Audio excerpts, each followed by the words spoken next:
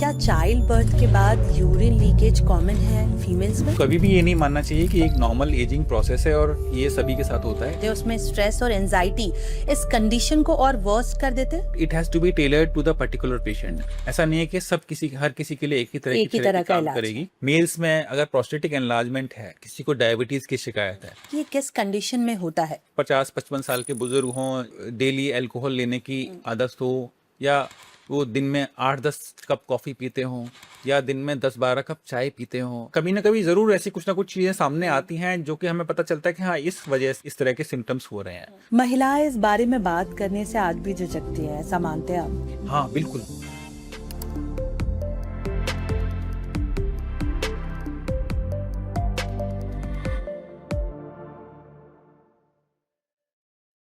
Namaskar and welcome to the new episode of Euro Wellness Podcast. I'm your host Swati, and today we are tackling a topic millions of women and men in Agra and across India struggle with in silence: overactive bladder or OAB. The constant urge to go to the loo, waking up multiple times at night, even leaking on the way, it's common but not normal. And you did not have to live with it. To break this down, I am thrilled to welcome Dr. Dilip Mishra, the global renowned urologist from Agra. Welcome, Dr. Dilip Mishra. Thank you Swati madam. Dr. Dilip Mishra is globally renowned urologist, currently practicing at Yatharth Hospital, Agra. Doctor, before we start, we would like to know more about yourself. What drew you to specialize in this particular field? Yet it's not most glamorous topic of. Yeah. So I am a urologist working in Yatharth Hospital, as I've already told. And हम लोग को urology करने के लिए सबसे पहले तो MBBS करना होता है मेडिकल कॉलेज से। 5.5 साल एमबीबीएस करने के बाद फिर हम लोग एमएस सर्जरी में स्पेशलाइजेशन करते हैं। Okay. और 3 साल वो करने के बाद फिर हम फिर से एग्ज़ाम देते हैं, जिसको पास करने के बाद हमको एमसीएच यूरोलॉजी की डिग्री मिलती है 3 साल उसमें काम करने के बाद। Okay. तो काफ़ी लंबी पढ़ाई है, जिसके बाद आप यूरोलॉजिस्ट बन पाते हैं। करीब 12 से 15 साल लग जाते हैं यूरोलॉजिस्ट बनने में। Okay. So, Dr. Dilip, in all your years of practice, you must have heard every reason in the book why patient delay to come to see you. देखिए, ओवर एक्टिव ब्लैडर एक ऐसी समस्या है, ज़्यादातर ये समस्या वीमेन में, स्त्रियों में पाई जाती है। स्त्रियों में मतलब ऐसा नहीं है कि मेल्स में नहीं होती है, मेल्स में भी होती है, फीमेल्स में भी होती है, but more commonly it is associated with females. और चूँकि लेडीज़ में ये प्रॉब्लम होती है, तो जैसे उनको इसमें मोस्ट कॉमन सिम्टम होता है कि अर्जेंटली आपको यूरिन के लिए जाना पड़ेगा। तो अगर कोई सोशल गैदरिंग है, कोई सोशल रीज़न है, तो उनको अगर ऐसा होगा तो वो अपने आप इस बात को छुपाना चाहते हैं, और इसको छुपाते छुपाते भी इस लेवल तक चली जाती है बात कि कंट्रोल के बाहर चली जाती है, और फिर वो तब इस बात को लेकर डॉक्टर के पास आते हैं। सिंपल लैंग्वेज में कैसे बताएंगे what over active bladder it is? Over active bladder में क्या होता है, हमारा ब्लैडर जब जो है उसकी नॉर्मल कैपेसिटी जो है 500 सीसी या 500 ग्राम या 500 ml यूरिन होल्ड करने की होती है। तो जब भी हमारा ब्लैडर फुल कैपेसिटी पर ना जाके थोड़ा सी भी पेशाब इसमें आ जाए, यूरिन उसमें आ जाए, और उसके बाद भी वो अर्ज डेवलप हो पेशेंट को कि मुझे यूरिन जाना है, हम यूरिन नहीं रोक सकते, इस तरह के जब सिम्टम्स आपको डेवलप हो, तब हम मानेंगे कि ये ओवर एक्टिव ब्लैडर है। Okay. और इसमें कई बार पेशेंट्स को 10-12 बार दिन भर में यूरिन पास करने के लिए जाना पड़ सकता है। रात में कई बार उठ के जाना पड़ सकता है यूरिन पास करने के लिए। आपकी नींद खराब हो रही है, और सोशल गैदरिंग्स में आप नहीं रुक सकते ज़्यादा देर, बस में बहुत देर ट्रैवल नहीं कर सकते, क्योंकि आपको यूरिन आएगी तो आपको तुरंत यूरिन पास करने के लिए जाना पड़ेगा। तो इस तरह के जब सिम्टम्स डेवलप हों, तब आप मानेंगे कि ये ओवर एक्टिव ब्लैडर है। Okay. और इसमें हम लोग टेस्ट के द्वारा भी इसकी जानकारी कर सकते हैं। Okay, how do I know if I drink a lot of water or I actually have overactive bladder? ये तो सिंपल सी बात है कि अगर आप ज़्यादा पानी पियेंगे तो ज़्यादा यूरिन बनेगी आपके बॉडी में। ज़्यादा यूरिन बनेगी तो जितनी ज़्यादा यूरिन बनेगी उतनी बार आपको यूरिन पास करने के लिए जाना पड़ेगा। तो इसमें हम लोगों के पास यूरोलॉजी में एक मेथड होता है जिसमें कि हम लोग ब्लैडर डायरी बोलते हैं। तो हम लोग वो ब्लैडर डायरी मेंटेन करते हैं, जिसमें कि हम लोग सुबह से पूरे 24 घंटे में ये नोट करते हैं कि हम कितनी बार यूरिन पास करने गए, और कितनी यूरिन हमने पास करी, और कितना पानी हमने वाटर इनटेक हमने किया। Okay. तो उससे हम सिंपली ये आइडेंटिफाई कर सकते हैं कि किस मरीज ने ज़्यादा पानी पीने की वजह से यूरिन पास करने ज़्यादा बार गया, या उसको सच में ओवर एक्टिव ब्लैडर है। Doctor Dilip, as we discuss कि ये कॉमन प्रॉब्लम है, तो अगर हम इस बारे में हमारे व्यूअर्स को बताना चाहें कि ये किस कंडीशन में होता है। तो देखिए, ओवर एक्टिव ब्लैडर में होता क्या है कि जैसे ही हमारी ब्लैडर में यूरिन स्टोर होती है, तो उसकी जो अंदर की मसल्स हैं वो थोड़ी एक्स्ट्रा सेंसिटिव हो जाती हैं। वो सेंसेशन भेजती हैं ब्रेन को कि हाँ, ब्लैडर फुल सा हो गया है और उसको एम्प्टी करने की ज़रूरत है। ये कई कंडीशंस की वजह से ये प्रेसिपिटेट हो सकता है, जैसे कि एज ज़्यादा होने पर। जनरली हमने देखा है कि 40 के प्लस के लोगों में ये कंडीशन पाई जाती है। डायबिटीज़ हो किसी को, तो डायबिटीज़ की वजह से ऐसा हो सकता है। कोई बहुत ज़्यादा चाय, कॉफ़ी या अल्कोहल इनटेक करता हो, उन लोगों में भी ये बहुत कॉमनली पाया जाता है।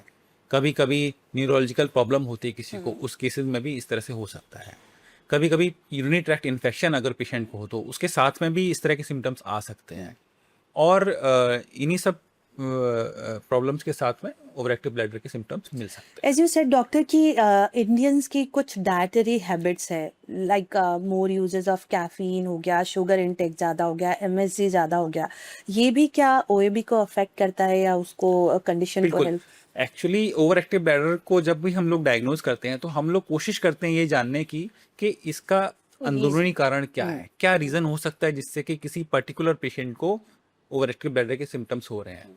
हो सकता है वो कि 50-55 साल के बुजुर्ग हों जिनको कि डेली अल्कोहल लेने की आदत हो, या वो दिन में 8-10 कप कॉफ़ी पीते हों, या दिन में 10-12 कप चाय पीते हों, या किसी को मिर्ची खाने की बहुत आदत है, या कुछ ऐसे। तो हमेशा कुछ ना कुछ, हमेशा तो नहीं कहूँगा मैं, कभी ना कभी ज़रूर ऐसी कुछ ना कुछ चीज़ें सामने आती हैं जो कि हमें पता चलता है कि हाँ, इस वजह से या इस फूड की वजह से या इस लिक्विड की वजह से या इस तरल पदार्थ की वजह से इनको इस तरह के सिम्टम्स हो रहे हैं। तो हम लोग जब उस चीज़ को डाइट में कम करने की कोशिश करते हैं तो काफ़ी समय हमको इसका पॉजिटिव रिस्पॉन्स मिलता है और ये सिम्टम्स काफ़ी हद तक कंट्रोल में आ कंट्रोल जाते में आ जाता है। डॉक्टर दलेब, इसी कंटिन्यूशन में हम जानना चाहेंगे, जैसे आप बात करें डाइटरी हैबिट्स के साथ, क्या जो हमारी लाइफस्टाइल है आज की फास्ट फॉरवर्डिंग लाइफस्टाइल जिसको हम बोलते हैं, उसमें स्ट्रेस और एंजाइटी इस कंडीशन को और वर्स्ट कर देते हैं? हाँ, बिल्कुल सही कहा आपने। आपने खुद भी नोटिस किया होगा कि या लोगों ने भी नोटिस किया होगा कि जब भी कभी आपको कहीं एग्ज़ाम देने जाना है या मान लीजिए आपको ट्रैवल करने जाना है, तो आप कोशिश करते हैं कि आप यूरिन पास करके उसके बाद कहीं जाएँ। तो ये डेफ़िनेटली, क्योंकि ब्लैडर हमेशा हमारे ब्रेन से कंट्रोल होता है, तो जो भी कुछ ब्लैडर करता है वो ब्रेन के कंट्रोल की वजह से ही करता है।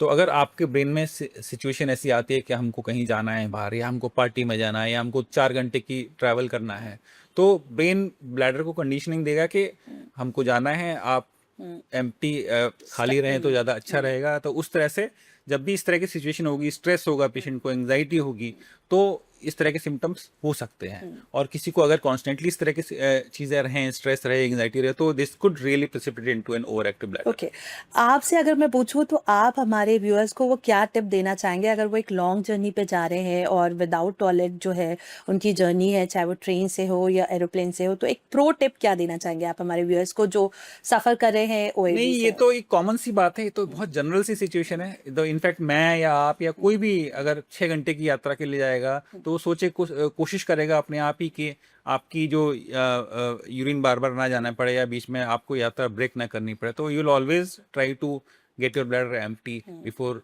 Going for such travel. तो ये तो कॉमन सी सिचुएशन है, अगर ऐसा हो तो आपको यूरिन पास करके जाएँ तो ज़्यादा अच्छा सो रहेगा। वाटर इनटेक इसको अफेक्ट नहीं करता ऐसा? वाटर इनटेक, और ये तो मैं पहले भी डिस्कस कर चुका हूँ आपसे कि अगर आप ज़्यादा पानी पिएंगे तो ऑब्वियस सी बात है ज़्यादा यूरिन बनेगी और ज़्यादा बार जाना पड़ेगा। तो अगर इस तरह की सिचुएशन है, कहीं आपको बाहर जाना है, तो आप थोड़ा सा अपना वाटर इनटेक कम कर सकते हैं। तो अगर आप भी ऐसी किसी लॉन्ग जर्नी पर जाना चाहते हैं विदाउट टॉयलेट, तो एज डॉक्टर सजेस्ट कि आप एक साथ ज़्यादा पानी ना पी के सिप ऑफ वाटर लें ताकि आप जो आपकी जर्नी है उसको कंटिन्यू कर पाए कंफर्टेबली। डॉक्टर, बहुत सारे लोगों के साथ ऐसा होता है कि उनको रात में बार बार उठकर यूरिनेशन के लिए जाना पड़ता है और कई बार तो इस रश में उनको यूरिन लीकेज का भी प्रॉब्लम होता है। तो ये क्या एक ओएबी कंडीशन है? ये ओवर एक्टिव ब्लैडर हो भी सकता है और नहीं भी, क्योंकि मैंने जैसे पहले भी बताया आपको कि ओवर एक्टिव ब्लैडर के सिम्टम्स हैं, काफ़ी मिक्स सिम्टम्स होते हैं। यूरिनरी ट्रैक्ट इन्फेक्शन के साथ भी होंगे। तो अगर आपको रात में बार बार यूरिन करने जाना पड़ रहा है, तो और आपकी आदत है कि जब भी आप उठ रहे हैं बार बार पानी पी रहे हैं, तो ऑब्वियसली बात है, अगर आप ज़्यादा पानी पी रहे हैं तो उसकी वजह से आपको बार बार यूरिन करने जाना पड़ेगा।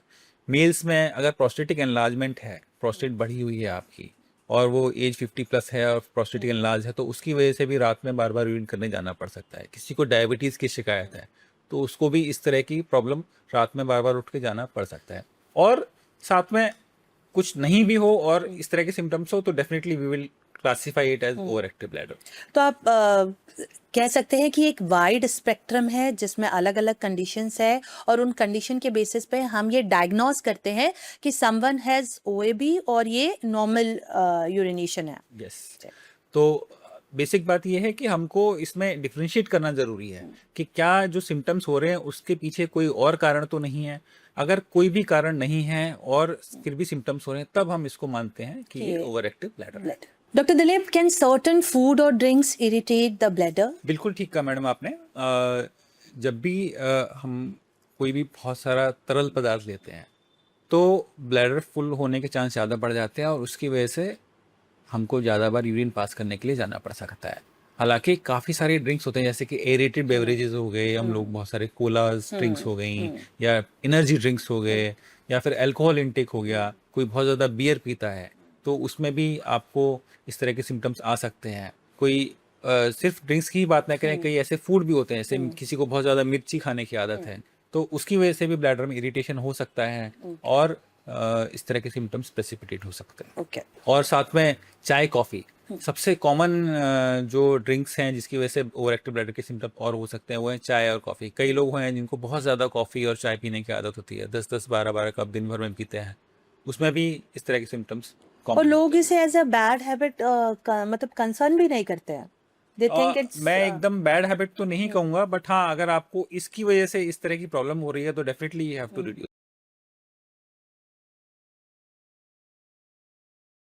इट। तो अगर आप भी फ्रिक्वेंटली यूरिनेशन के लिए जा रहे हैं तो आपको ज़रूर अपना जो ड्रिंक इनटेक है, जो फूड इनटेक है, उसे एक बार फिर से समझना होगा।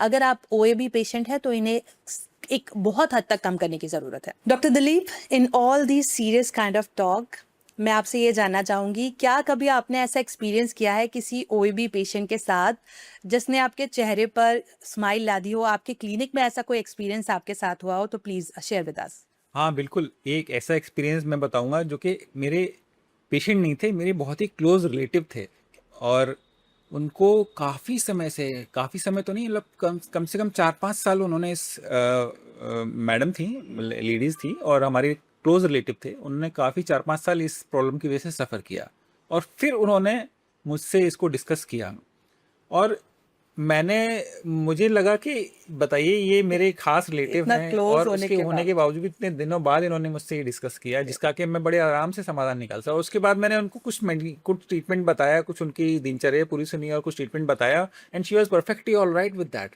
सो I just want to emphasise, मैं ये बताना चाहूँगा कि लोगों को ये बात छुपानी नहीं चाहिए और डॉक्टर से मिलना चाहिए और इसका बहुत आसानी से इलाज संभव है। और आपकी दिनचर्या को थोड़ा सा लाइफस्टाइल मॉडिफिकेशन करके, थोड़ा फूड हैबिट्स चेंज करके, काफ़ी समय तो इसमें कुछ दवा देने की ज़रूरत ही नहीं पड़ती हमको। कुछ मॉडिफिकेशन करेंगे, डाइटरी मॉडिफिकेशन करेंगे, कुछ ड्रिंक्स या जो हमारी हैबिट्स हैं उनको कंट्रोल करेंगे, उससे से हम लोग इसका इलाज कर सकते हैं। और ज़रूरत पड़ने पर मेडिसिन, आजकल इतनी अच्छी मेडिसिन अवेलेबल हैं जिससे कि इसको बड़ी आसानी से हम लोग कंट्रोल कर सकते हैं। महिलाएं इस बारे में बात करने से आज भी झिझकती है, ऐसा मानते हैं हम? हाँ बिल्कुल। अब मैंने जैसे आपको अभी भी बताया कि मेरे क्लोज रिलेटिव ने मुझसे इतने दिनों बाद पूछा, तो जनरल पब्लिक में तो ऐसी बहुत सारी महिलाएं होंगी जो कि इस चीज़ से जूझती होंगी और डिस्कस नहीं करते होंगे। तो मेरी राय ये है कि जो भी कोई इस बात को सुन रहा हो, अगर इस पॉडकास्ट को सुन रहा हो और उनको इस तरह की कोई प्रॉब्लम हो तो ज़रूर अपने नियरेस्ट यूरोलॉजिस्ट से या नियरेस्ट फिजिशियन से भी मिलें आप जाके, तो जिससे कि वो आपको गाइड कर सके कि आपको किससे मिलना है और इस बारे में डिस्कस करके आप इसका समाधान आसानी से कर सकते हैं। डॉक्टर दिलीप मिश्रा, इसी के कंटिन्यूएशन में मेरा नेक्स्ट क्वेश्चन है, क्या चाइल्ड बर्थ के बाद यूरिन लीकेज कॉमन है फीमेल्स में? देखिए, हमको कभी भी ये नहीं मानना चाहिए कि यूरिन लीकेज इज नॉर्मल। अगर आप इसको नॉर्मल मानेंगे और इसको नॉर्मल मान के आप सफ़र करते रहेंगे तो आप कभी भी इसका ट्रीटमेंट नहीं नहीं कर करवा पाएंगे। पाएंगे। लेडीज़ को कभी भी ये नहीं मानना चाहिए कि एक नॉर्मल एजिंग प्रोसेस है और ये सभी के साथ होता है, ऐसा नहीं मानना चाहिए। और जब भी इस तरह की प्रॉब्लम हो तो आपको डॉक्टर से मिलना चाहिए, क्योंकि जो हमारी पेल्विक मसल्स जो लैक्स हो गई हैं उसको हम लोग, एक एक्सरसाइज होती है कीगल्स एक्सरसाइज, उससे इसको स्ट्रेंथन किया जा सकता है। और एक्सरसाइज करने से, रेगुलर योगा करने से बहुत सारी चीज़ें ऐसी होती हैं जिनसे कि हम इसको बड़े आसानी से कंट्रोल कर सकते हैं और इसके साथ हमको जीने की आदत नहीं डालनी पड़ेगी। As doctor said, it's common but it's not normal and you don't have to live with it. आपको बिल्कुल इसके साथ जीने की ज़रूरत नहीं है। आप यूरोलॉजिस्ट से कंसल्ट कर सकते हैं, जैसा डॉक्टर दिलीप ने बताया, फिजिशियन से कंसल्ट कर सकते हैं। डॉक्टर दिलीप, अब हम आपसे जानना चाहेंगे, क्या over active bladder without medicine के भी ट्रीटेड है? बिल्कुल, ओवर एक्टिव ब्लैडर को हम एक लाइफस्टाइल प्रॉब्लम कह सकते हैं कि जैसे कि मैंने पहले भी बताया है कि कई लोग ऐसी आदत हो जाती है जिनको कि कई बार चाय कॉफ़ी पीने की दिन भर में, और कुछ लोग जो ज़्यादा ड्रिंक्स लेते हैं, हार्ड ड्रिंक्स लेते हैं, अल्कोहल इनटेक करते हैं।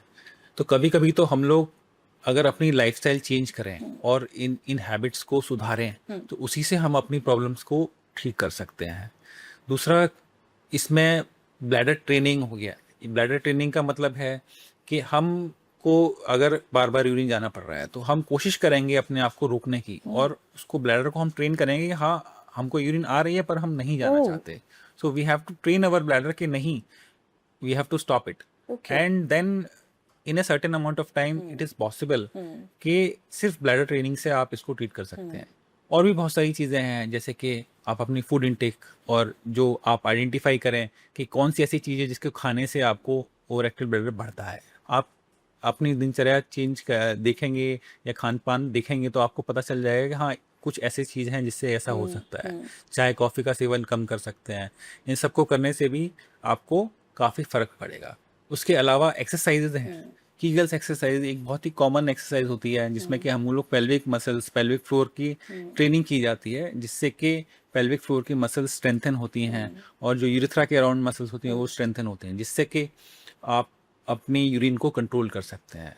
तो इन सब चीज़ों से हम बिहेवियरल थेरेपी बोलेंगे, जिनमें बिना मेडिकेशन के, बिना किसी दवा के आप इसको कंट्रोल कर सकते हैं। So without medicine it also can be treated. और आज एक बहुत बड़ा मिथ जो है वो डॉक्टर दिलीप मिश्रा ने यहाँ पे तोड़ा है कि नेचर्स कॉल को मत रोकिए, जबकि अगर आप ओएबी पेशेंट हैं तो आपको एक जैसे आप बोल रहे ब्लैडर ट्रेनिंग दी जाती है कि आप जितना हो सके यूरिन को रोकने की कोशिश कीजिए। तो इस पॉडकास्ट के जरिए एक बहुत बड़ा मिथ जो है, इंडियन मिथ जिसको हम बोलते हैं, आज वो टूटा है यहाँ पे। So doctor, if lifestyle changes are not enough, what treatments are available for OAB patients? So overactive bladder जो आज की डेट में हमारे पास काफ़ी सारी दवाएं और काफ़ी सारे प्रोसीजर्स तो नहीं कहूँगा मैं, और बहुत सारी चीज़ें हैं जिनको कि हम यूज़ कर सकते हैं इसके सिम्टम्स को ट्रीट करने के। तो so first and foremost is जो लाइफस्टाइल मॉडिफिकेशन जो हमने ऑलरेडी डिस्कस कर लिया।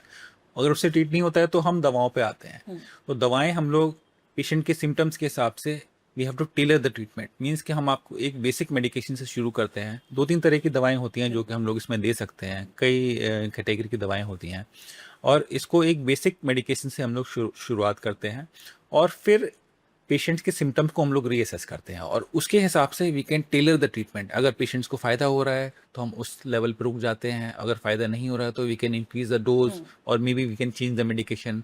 कभी कभी हमको इस केसेस में अगर कुछ सर्जिकल कॉज आइडेंटिफाई होता है तो हम उस सर्जिकल कॉज को ट्रीट करके उसको ठीक कर सकते हैं। कभी कभी दवाओं से जब काम नहीं चलता, या in spite of highest level of doses of drugs, उसके बाद भी ओवरएक्टिव ब्लैडर ठीक नहीं होता, तो we can go for intravesical injections. कुछ थेरेपीज ऐसी हैं जो कि हम ब्लैडर के अंदर इंजेक्ट कर सकते हैं, जिससे कि इसमें काफ़ी लाभ मिलता है। और भी लेटेस्ट टेक्निक्स आई हैं जिसमें कि नर्व्स को स्टिमुलेट करके भी इसको हम लोग ट्रीट कर सकते हैं, but it has to be tailored to the particular patient. ऐसा नहीं है कि हर किसी के लिए एक ही तरह की तरह का काम इलाज करेगी। वो पेशेंट की एज के हिसाब से, पेशेंट मेल है या फीमेल है उसके हिसाब से, उसकी क्या कोमोबिडिटीज़ हैं, या उसको कौन सी ड्रग सूट कर रही है, इन सब चीज़ों को हिसाब से देख के आप उसके हिसाब से पेशेंट का ट्रीटमेंट टेलर करते हैं। तो अगर मैं इसे समराइज करूँ तो लाइफस्टाइल चेंजेस से लेकर सर्जरी तक multiple treatments are available for overactive bladder, right? बिल्कुल ठीक कहा। So doctor, in continuation, when should someone definitely concern to the urologist? अगर आपकी नॉर्मल लाइफस्टाइल ओवरएक्टिव ब्लैडर के सिम्टम्स से अफेक्ट हो रही है, जिसमें कि आप अपनी नॉर्मल जो एक्टिविटीज़ हैं वो नहीं कर पा रहे हैं, तो definitely you need to seek treatment. आपको डॉक्टर के पास जाना पड़ेगा, क्योंकि अगर आप सो नहीं पा रहे रात में, बार बार उठ के यूरिन पास करने के लिए जाना पड़ रहा है, अगर आप यूरिन पास कर रहे हैं और आपको यूरिन पास करने में जलन हो रही है, दर्द हो रहा है, कभी कभी पेशाब में यूरिन में ब्लड भी आ सकता है, इस तरह के केस सिनेरियो हो रहे हैं, आपकी यूरिन आप कंट्रोल नहीं कर पा रहे हैं और लीक भी हो जा रही है, कपड़े खराब हो जा रहे हैं, इस तरह के सिनेरियोज में definitely you need to seek treatment, जिससे कि आपको इस प्रॉब्लम से आराम मिले, और it is very easily treatable, so why not seek treatment. So there is no need to suffer in silence. अगर आप ये सब कुछ फेस कर रहे हैं तो आपको बिल्कुल भी इस चीज से सफर नहीं करना है, अपने यूरोलॉजिस्ट से कंसल्ट करना। सो फाइनली डॉक्टर, आप हमारे जो व्यूअर्स हैं, जो हमारे ओएबी पेशेंट्स हैं, उन्हें क्या एडवाइस करना चाहेंगे about OAB? Overactive bladder is a very common situation, we have all understood this. हम सब इतनी पॉडकास्ट में ये समझ चुके हैं कि ये बहुत ही कॉमन है, और हमें इसको छुपाने की बिल्कुल भी ज़रूरत नहीं है। जितनी भी महिलाएं इसको सुन रही हैं, आपसे मैं ये रिक्वेस्ट करना चाहूँगा कि आप डोंट सफ़र इन साइलेंस। आप आगे आइए और बताइए कि आपको ये प्रॉब्लम है, और हम बड़ी आसानी से लाइफस्टाइल मॉडिफिकेशन के द्वारा, डाइटरी मॉडिफिकेशन के द्वारा, थोड़ी बहुत मेडिकेशंस के द्वारा इसको ट्रीट कर सकते हैं। कुछ एक्सरसाइजेस सिखा सकते हैं जिससे इसका बड़ी आसानी से ट्रीटमेंट हो सकता है। तो आपको इस ओवर एक्टिव ब्लैडर की प्रॉब्लम से जूझने की या इसकी वजह से परेशान होने की बिल्कुल भी ज़रूरत नहीं है। इसको आप सामने आएँ, डिस्कस करें, अपनी फैमिली में डिस्कस करें, अपने डॉक्टर से डिस्कस करें, और बड़ी आसानी से इसका आप इलाज करा सकते हैं। That is what my messages to the public. Thank you so much, Dr. Dilip Mishra, for taking your precious time from your busy schedule. आपने हमारे व्यूअर्स को ओएबी के बारे में इतनी डिटेल इन्फॉर्मेशन दी, इसके लिए आपका बहुत बहुत शुक्रिया। I hope, I wish, I think कि जो भी हमारे यूरो वेलनेस पॉडकास्ट के व्यूअर्स हैं वो आपकी इस एडवाइस से ज़रूर बेनिफिट लेंगे और अपने ब्लैडर का ख्याल रखेंगे और एक हेल्दी लाइफस्टाइल जी पाएंगे। सो डॉक्टर दिलीप मिश्रा, इस वक्त जो हमारे यूरो वेलनेस पॉडकास्ट का ये एपिसोड हमारे व्यूअर्स देख रहे हैं, अगर वो इस समस्या से गुजर रहे हैं, वो ओएबी को फेस कर रहे हैं, तो आप प्लीज़ उन्हें बताइए कि वो कब और कैसे आपसे मिल सकते हैं। तो अगर आप लोगों को, आप में से किसी को भी ओवर एक्टिव ब्लैडर जैसे सिम्टम्स है या यूरोलॉजी से रिलेटेड कोई भी प्रॉब्लम है, तो मैं आगरा में यथार्थ हॉस्पिटल, जो कि सिकंदरा एरिया में सिचुएटेड है, वहाँ पर मैं सुबह 10 बजे से 3 बजे तक मिलता हूँ, और 3 बजे के बाद मैं मेरा क्लिनिक है जो कि यथार्थ हॉस्पिटल के एकदम सामने है, वहाँ पर भी मैं 3 बजे से लेकर शाम के 7 बजे तक अवेलेबल रहता हूँ। तो जिस किसी को भी मुझसे मिलना हो या मुझे कंसल्ट करना हो, वो या तो यथार्थ हॉस्पिटल या फिर यूरो केयर चाइल्ड क्लिनिक में आकर मुझसे मिल सकता है। तो अब आपको ओएबी के साथ स्ट्रगल करने की ज़रूरत नहीं है, बल्कि कंसल्ट करने की ज़रूरत है with doctor Dilip Mishra at Yatharth hospital. Thank you viewers for staying connected, and remember, if you or someone you know struggle with frequent urgency, leaks or sleep disturbance due to bathroom trips, you are not alone, and effective solutions are available. And also, for more information how to keep your bladder healthy, as well as guidance on other urological problem by renowned urologists across India, stay connected with our podcast, Euro Wellness Podcast. We are available on YouTube, Insta, Spotify, and Apple Podcast. Thank you.